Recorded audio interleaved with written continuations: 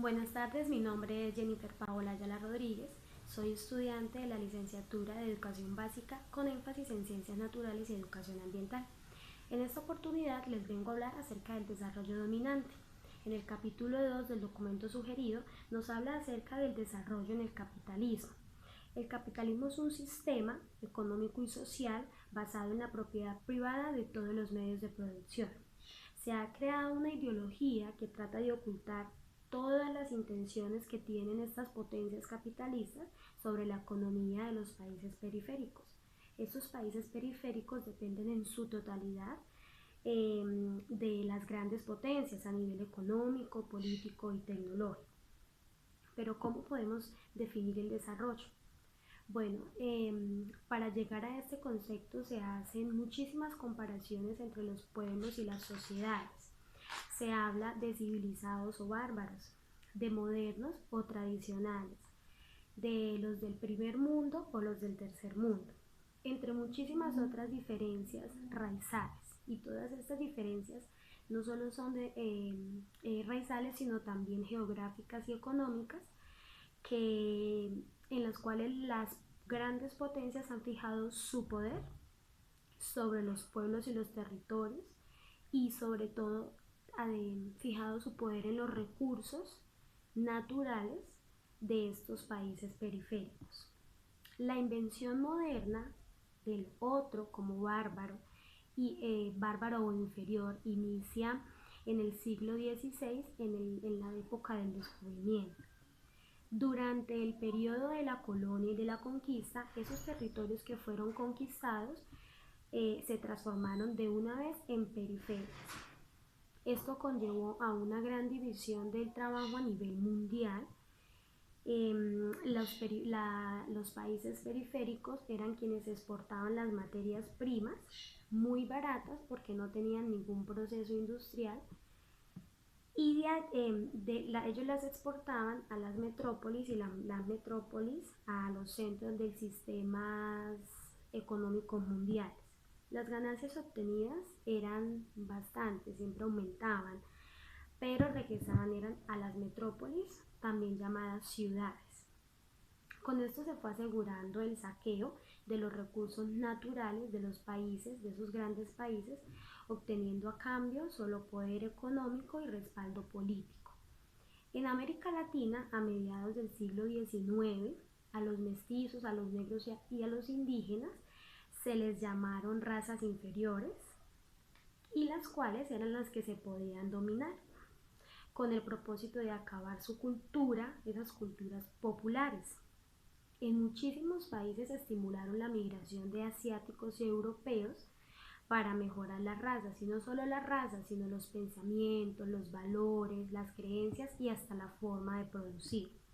Fue así como el pensamiento europeo y estadounidense se fue convirtiendo como en un referente para América Latina, y esta cultura, la cultura que tenía América Latina, se fue perdiendo, perdió el horizonte y solo se dedicó a la imitación. Finalizando la Guerra Mundial en el año 1919, se firmó un tratado de paz que también fue llamado como el Tratado de Versalles. Allí quedaba escrito o se mencionó más que todo que se terminaban todas las guerras, y además que se autorizó la administración de las colonias para la administración para repartir a las colonias y conducirlas al desarrollo hasta llegar al punto de que ellas se pudieran administrar o gobernar por sí mismas.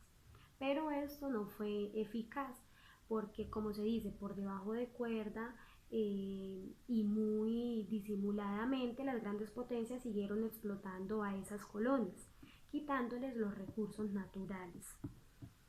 Según el investigador Gilbert Rees, él dice que el desarrollo es una creencia que está sustentada en 4 pilares teóricos. Uno de ellos es que dice que procede de manera natural, es decir, que el crecimiento es continuo. La segunda, que es continuo y homogéneo. Esto quiere decir que todos los países están orientados al desarrollo, pase lo que pase. La tercera y la cuarta dice que es de carácter temporal y acumulativo y que también es irreversible. Más adelante, en el año 1949, aparece el presidente Harry Truman. Él en su discurso inaugural por primera vez menciona que los países más pobres son países subdesarrollados. La visión era de que todos los países, todos los pueblos del mundo fueran en una misma dirección.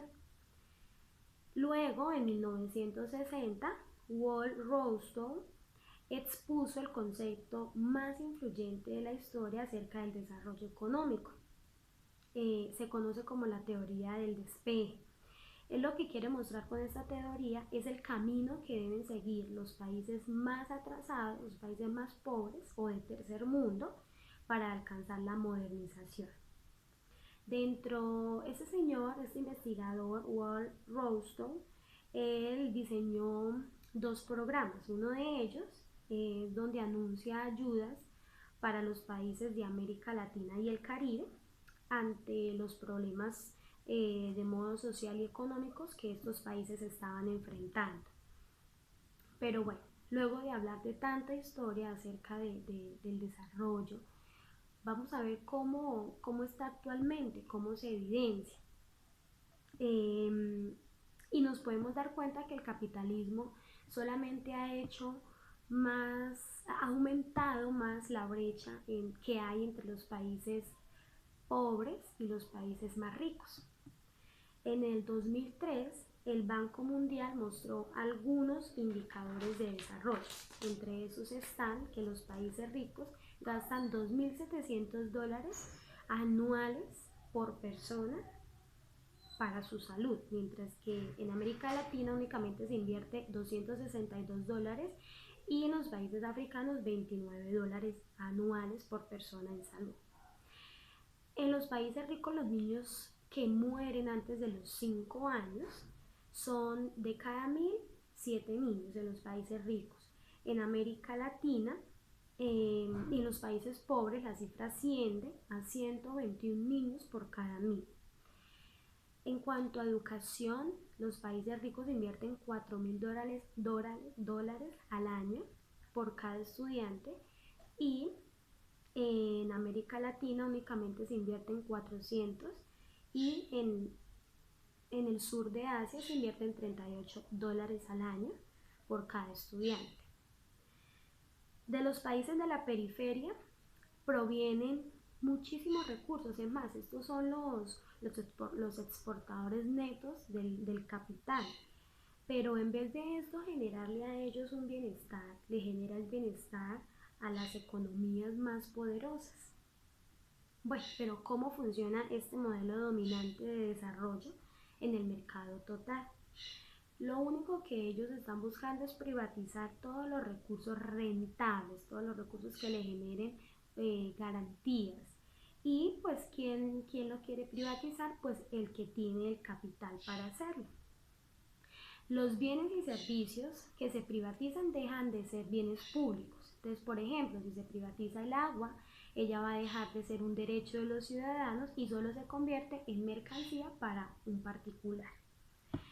Quien más acumule capital, pues mayor capacidad económica va a tener y va a poder apropiarse del recurso que quiere. Así puede crear un monopolio que va a ampliar el círculo de escasez. Esto hace referencia bastante al video de Mamá Grillo.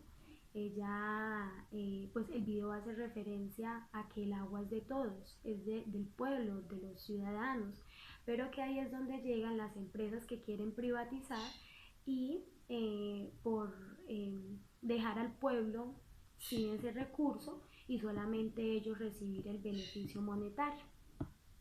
Entonces yo los invito a estar atentos, a informarnos, a investigar, a no hacernos los de la vista gorda, lo que esto no es con nosotros, porque al contrario sí nos incumbe y bastante. Y bueno, como nos muestra el video de Mamá Grillo, tenemos que unirnos, la fuerza del pueblo es bastante grande, la unión hace la fuerza y tenemos que luchar por un mejor país. Gracias.